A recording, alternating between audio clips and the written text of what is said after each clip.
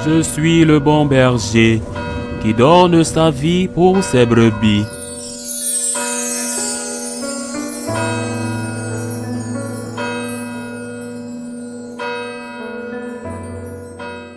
En ce temps-là, Jésus appela ses 12 disciples et leur donna le pouvoir d'expulser les esprits impurs et de guérir toutes sortes de maladies et d'infirmités. Voici les noms des 12 apôtres. Le premier, Simon, nommé Pierre, André, son frère, Jacques, fils de Zébédée, et Jean, son frère, Philippe et Barthélemy, Thomas et Matthieu le publicain, Jacques, fils d'Alphée et Thaddée, Simon le Zélote et Judas Iscariote, celui-là même qui le livra. Ces 12, Jésus les envoya en mission avec les instructions suivantes. Ne prenez pas le chemin qui mène vers les nations païennes et n'entrez dans aucune ville des Samaritains. Allez plutôt vers les brebis perdues de la maison d'Israël. Sur votre route, proclamez que le royaume des cieux est tout proche. Acclamons la parole de Dieu.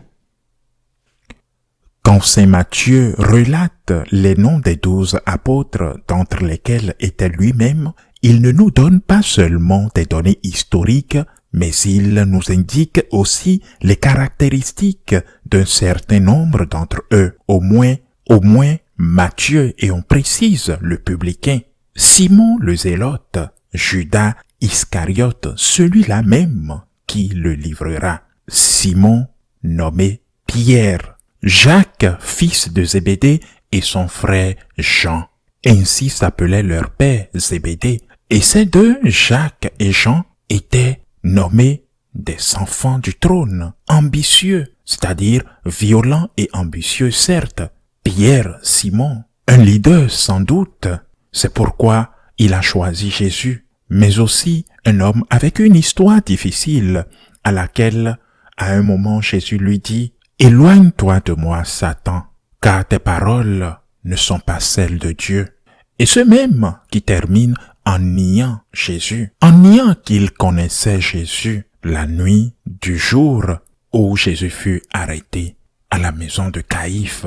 Matthieu, qui écrit, était publicain, collecteur d'impôts, et il collaborait avec les Romains. Et Judas l'Iscariote, celui-là même qui le trahira. Il y avait donc un groupe d'apôtres en faveur des Romains et un groupe d'apôtres guerriers contre les Romains. Ces groupes guerriers contre les Romains organisaient des attentats contre eux. Aujourd'hui, nous les appellerons terroristes. Quelle importance cela a-t-il que je relate tout ceci? Il y a une belle phrase que nous ne devons pas oublier. Tous les saints ont un passé et tous les pécheurs ont un futur. Il y a quelques semaines, le pape Léon XIV, un mercredi à l'audience, méditait sur le miracle que Jésus a fait sur un homme qui avait passé plus de 30 ans paralysé au bord de la piscine de Jérusalem. Mais personne ne l'accompagnait à se mettre dans l'eau. Mais quand Jésus vint à cette personne, le miracle se produit. Beaucoup de fois, nous sommes ainsi paralysés. Notre histoire nous pèse, notre passé nous pèse, nous paralyse. Et cependant, ce passé peut devenir un présent et un futur de sainteté. Quand notre Seigneur s'approche de Simon, Pierre, il tombe sur ses genoux après avoir vu le miracle de la piscine et dit à Jésus, « Éloigne-toi de moi, car je suis un pécheur. » Et il avait raison, c'était un pécheur. Et il le dit non parce qu'il ne veut pas qu'il lui complique la vie, mais parce qu'il pense, ce Seigneur si bon mérite d'être servi par quelqu'un meilleur que moi. Je suis un pécheur, comment vais-je être ton disciple si je suis un pécheur? Et c'est à ce moment que Jésus lui dit, je te l'assure, je te ferai pécheur d'hommes. Et il était un pécheur dans le lac de Galilée. Depuis maintenant, tu seras un pécheur d'hommes, lui dit Jésus. Tu es un pécheur? Bien. Bienvenue au club. Bien sûr, il y a différents types de pécheurs. Ce n'est pas la même chose de voler une pomme que de voler une banque. Ce n'est pas la même chose de dire un mensonge que de tuer quelqu'un. Il y a différents types de pécheurs. Mais parmi les apôtres, il y avait un pécheur qui était terroriste.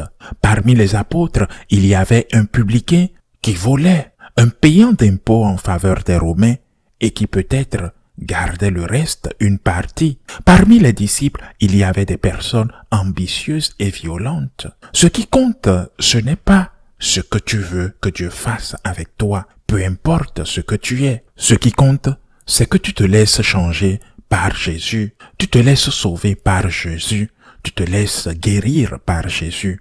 En plus, le Seigneur n'a pas grondé Saint-Pierre parce qu'il s'est reconnu pécheur, même s'il l'était. Au contraire, Jésus le regarde avec compassion.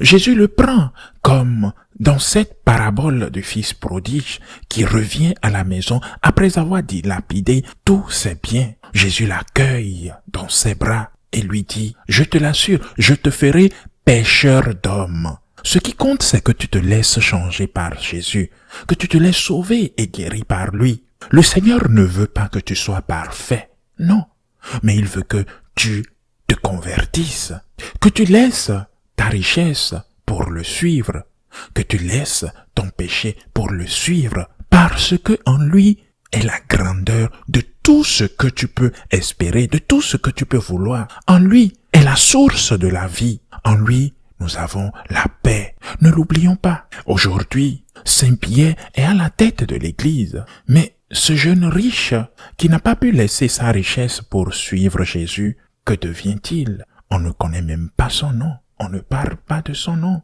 Alors, Dieu valorise l'effort. Tout saint a un passé et tout pécheur a un futur. Il reconnaît que tu es pécheur. Il entre dans la porte, que tu l'ouvres, la porte de ton cœur. Que tu ouvres cette porte avec humilité. Que tu te laisses guider, c'est ce qui importe. Laisse-toi aider, laisse-toi guérir, laisse-toi sauver par Jésus. Il est venu pour ça, il est venu pour toi, il est venu pour moi. Il est venu non pour sauver les justes, ni guérir les saints, ni guérir les bien portants. Il est venu pour sauver les pécheurs et guérir les malades. Et qui sont les pécheurs, qui sont les malades? Nous, bien sûr. Demandons-lui la grâce d'être humble, la grâce de reconnaître qu'il est le Dieu, le sauveur de l'humanité. Ouvrons-lui notre cœur et laissons-le agir en nous. Laissons-le transformer en nous ce qui est mal en bien, ce qui est immature en quelque chose de mature. Laissons-le vivre en nous afin que nous profitions pleinement de la grâce de Dieu.